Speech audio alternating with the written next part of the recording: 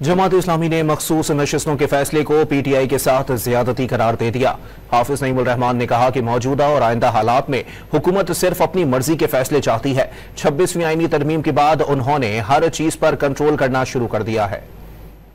और इंसाफ की बात है, PTI से बल्ले का निशान लेना हमने उस वक्त भी कहा था और अब भी कहते हैं कि बहुत बड़ी ज्यादती थी। ये सियासत पर कब्जा करने की कोशिश थी, ये जमहूरियत को पामाल करना था। 26वीं आईनी तरमीम के बाद तो इन्होंने हर चीज पे ही कंट्रोल करना शुरू कर दिया है, इसलिए हम ये समझते हैं ये ज्यादती है। और कम से कम ऐसी जमातों को जो बहुत उसूली सियासत की बात करते हैं, ये सीटें वसूल करने से इनकार कर देना चाहिए।